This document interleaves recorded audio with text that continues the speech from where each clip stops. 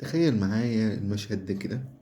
تخيل تبقى قاعد في اوضتك وفاتح اللابتوب قدامك وعندك فكرة شغالة في دماغك بقالها شهور.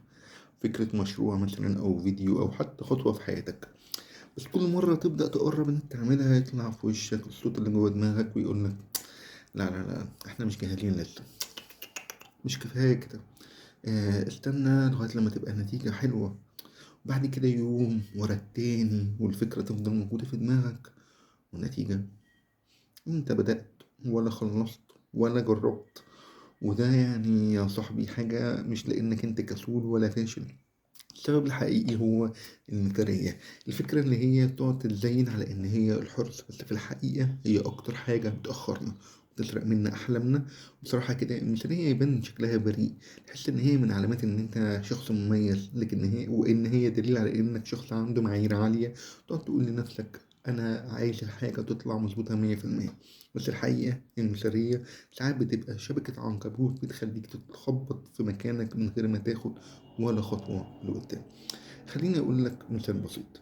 في ناس عندهم أفكار لمشاريع عظيمة عبقرة فعلا، بس بيتأخروا دايما بحجة إن هو لازم يعملها بأعلى جودة ممكنة، ويفضلوا بقى يعدلوا من هنا ويظبطوا فكرة من هنا والتفاصيل الصغيرة تتعمل من هنا لحد ما الوقت يعدي والفكرة ما يبقاش ليها لازمة وتنتهي بدرج المكتب بعيد.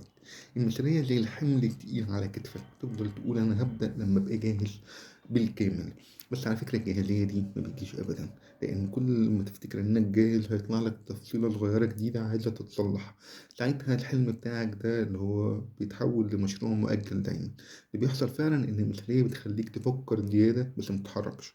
هي بتديك إحساس زائف بالسيطرة، كأنك بتحضر لنقطة انطلاق واو في المستقبل، بس عمليا أنت واقف في مكانك. خليني أقول لك على 3 مصايب كبار المثالية بتسببهم. أول حاجة شلل القرار. المثالية بتخلي أي خطوة جديدة شبه امتحان مصيري، فطبيعي إنك تبدأ تقلق وتأجل وتقوم بعدين وبس. اللي بيأجل دايما النهاردة بيتأخر سنة بكرة. فخ إن أنا لسه مش كفاية. دايما شايف نفسك مش كامل، حتى لما بتطلع شغل ممتاز بتحس انك مش جاهز او ان الناس لسه مش هيقدروك او عندك حاجة لازم تكملها. والطريقة دي عمرك ما بتسمح لنفسك انك تفرح باللي انت عملته. الفرص الضايعة المثالية بتخليك تقول لأ الحاجات كانت ممكن تفتح لك أبواب رهيبة. ترفض مثلا تقدم نفسك أو تسيب فرصة عرض أو نشر علشان أنت مش جاهز كفاية. وساعتها تبدأ تتفرج على اللي بدأوا ببساطة وهما بيتقدموا وانت لسه مكانك بتجهز للكمال اللي مش بيجي ده. وده ياخدنا للجزء التاني، أسطورة الكمال اللي هي الحقيقة اللي محدش عايز يعترف بيها خالص. بيجيلك لحظة كده، هل فعلا في حد كامل؟ هل فعلا حد حياته ماشية 100% زي ما هو عايزها؟ مفيش. ولا كان في يوم ولا هيبقى فيه، ما عدا الأنبياء طبعا والرسل وكده. اللي انت شايفه على السوشيال ميديا مش واقع كامل، دي مجرد لقطات مختارة معمولة علشان تديك إحساس بالكمال اللي أصلا ملوش وجود. وتبدأ تبص مثلا على اللي نجح في مجاله وتقول شوف الإنجاز، شوف الثقة اللي هو فيها.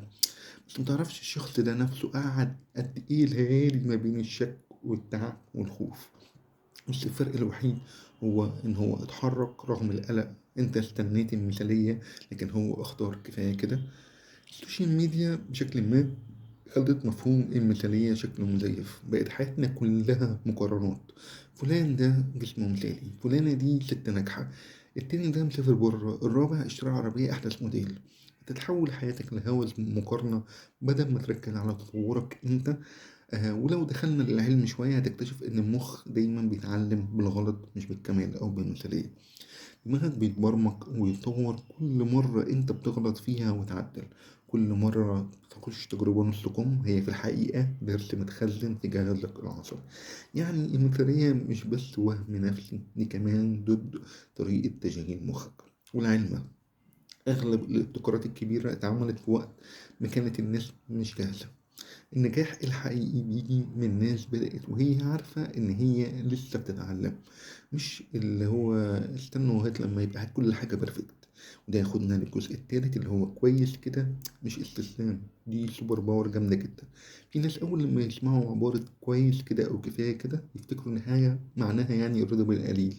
لكن الحقيقة كويس كده معناها إنك قررت تبدأ بدل ما تستنى المثالية اللي مش بتيجي. زي قاعدة 20/80 أو 80/20 اللي بتقول إن 80% من النتائج بتيجي من 20% من المجهود الأساسي. يعني مش لازم تعمل كل حاجة كاملة علشان تشوف النتيجة الحقيقية. اللي بيبدأ صح حتى لو بسيط جدا بيكسب أكتر من اللي بيقعد يحضر طول عمره. خليني أقولك على تجربة بسيطة جدا. عارف لو انت كل يوم عملت 2% تحسن في اي مجال، بعد سنة هتتغير تماما بنسبة ضخمة، لان التراكم ده بيصنع الفرق. نفس الفكرة دي هي الجوهر بتاع كويس كده. مش انك توقف في النص، ولكن انك تبدأ وتكمل شوية بشوية. خدها كعلاقة صحوبية بينك وبين التطور. انت مش مطلوب منك تبقى كامل، بس مطلوب منك ان انت طول الوقت تكمل. الفرق بسيط جدا في الكلام، بس صدقني ضخم جدا في النتيجة. ده ياخدنا للجزء الرابع من الفيديو ده، لما كويس كده تولد طاقة مش متوقعة. خليني أقول لك على حاجة غريبة شوية. كل مرة أنت بتخلص فيها حاجة حتى لو مش مثالية، جسمك ومخك بيحتفلوا، بيفرزوا هرمونات السعادة. وده بيديك دافع إن أنت تكمل بعد كده. وده اللي هو اسمه الزخم. زي الكرة كده بتتحرك من على منحدر، كل حاجة بتكمل التانية. بس لو فضلت تستني مثاليا، الزخم ده بيتكسر والطاقة دي بتروح. والنتيجة تبدأ تحس إن أنت متأخر، إنك تايه، وإن الحلم بدأ يبرد. وكمان حاجة كده مدهشة، إن الناس بتحب الواقعية أكتر من الكمال.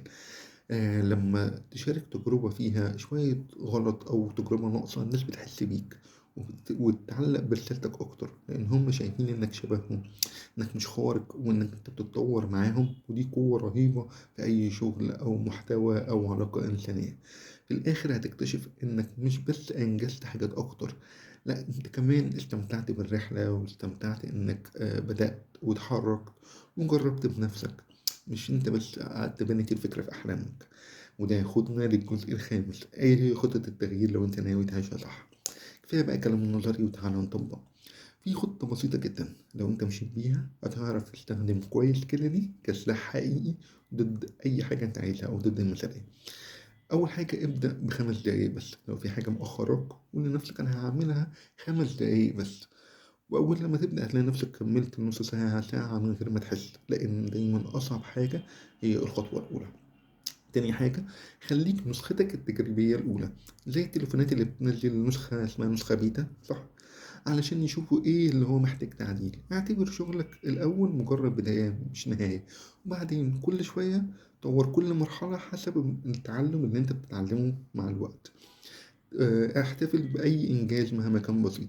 ما تستناش إن المشروع ضخم عشان تقول أنا نجحت. كل تقدم صغير بيستاهل فرحة. دي الطريقة اللي بتخلي التطور عادة مش صدفة. كمان خد الغلطات كأن هي درس ليك مش كعقاب. غلط، حلو جدا، يبقى اتعلمت حاجة ما كنتش تعرفها قبل كده. سجلها وخليها تبقى المرة الجاية نقطة قوة ليك. كمان قسم الحاجات الكبيرة لقطع صغيرة. المشاريع الكبيرة من بعيد كده تخوف، بس أول ما تقسمها لمهام بسيطة كل جزء بيبقى أسهل. ومع كل جزء بتخلصه هتحس إن أنت قربت أكتر. خليك واقعي، ومش قاسي على نفسك. أنت مش روبوت، في أيام هتتعب وفي أيام هتكسل وأيام هتبدع. المهم إن أنت متوقفش. الرضا كمان مش ضعف، الرضا نوع من الذكاء النفسي. في الآخر في رسالة عايزها اللي ممكن تغير طريقة تفكيرك. المثالية في شكلها يبان لطيف، بس هي ممكن تضحك علينا. لكن في حقيقتها هي سبب الخمول والخوف وفقدان الثقة. الناس اللي كسبت في الحياة مش أكتر ناس موهوبة، لكن هم أكتر ناس بدأوا رغم خوفهم. هم اللي قالوا خلاص كفاية، احنا لازم نبدأ دلوقتي. خلي عندك دايما شعار بسيط. النهاردة أبدأ بحاجة كويسة، بكرة إن شاء الله هطورها والحاجة دي هتبقى عظيمة. ابدأ دلوقتي حتى لو بشكل بسيط.